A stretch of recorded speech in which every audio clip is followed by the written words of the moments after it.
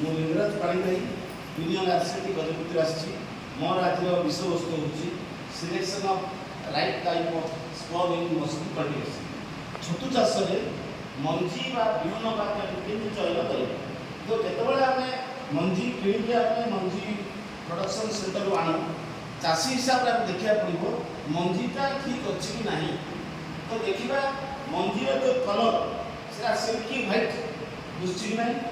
ମଞ୍ଜିର କାଚ ଉପରେ ଯଦି ସ୍ପଟ୍ ଅଛି ତାହେଲେ ଖରାପ। ମଞ୍ଜି ଦେଖୁ ଦେଖୁ ଯଦି ବେଡ୍ ସ୍ମେଲ୍ ହୁଏ ଚାହିଁବା ଯେ ମଞ୍ଜି ଖରାପ। ତେଣୁ ଯେତେବେଳେ ମଞ୍ଜି ଆଣିବା ମଞ୍ଜିର ବୋତଲର ଯେଉଁଦିନ ମଞ୍ଜି ପ୍ୟାକିଂ ହେଲା ତାର 3 ସପ୍ତାହରୁ 1 ମାସର ମଞ୍ଜି ହିଁ ସଠିକ୍ ମଞ୍ଜି। ସେ ମଞ୍ଜି ଯଦି ଆମେ ଛତୁ ବେଡ଼ରେ ବ୍ୟବହାର କରିବା ତାହେଲେ ସେଥିରେ ଅମଳ ଠିକ୍ ହେବ। ଯେତେବେଳେ କି ଆମେ ଛତୁ ଫାର୍ମକୁ ମଞ୍ଜି ଧରି ଯିବା ତା ପୂର୍ବରୁ ସବୁ ସରଞ୍ଜାମ ରେଡ଼ି ହେଇଥିବ, ତଥା ନଡ଼ା ବତରା ହେଇକି ଥିବ, ମଞ୍ଜି ବେଡ଼ କରିବା ପାଇଁ ତା ପାଇଁ ଖାଦ୍ୟ ଥିବ, ଘର ସଠିକ୍ ହେଇଥିବ। ଯେତେବେଳେ ଚାଷୀ ଛତୁ ରୁମ୍ ଭିତରକୁ ଯିବ ଜୋତା ବ୍ୟବହାର କରିବ ନାହିଁ, କାହିଁକି ବିଭିନ୍ନ ପ୍ରକାର ଭାଇରସ୍ ଜୋତାରେ ଯାଇଥିବ, ଛତୁ ଫୁଟିବ ନାହିଁ।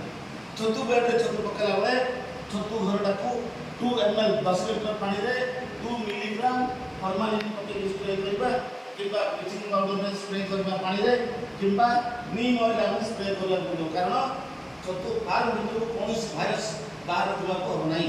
କାରଣ ଛତୁ ଘରକୁ ଯଦି ଆମେ ମଞ୍ଜି ଯଦି ଠିକ୍ ଚୟନ କରିବା ତାହେଲେ ସଠିକ୍ ଅମଳ ହେବ। ନମସ୍କାର, ଧନ୍ୟବାଦ।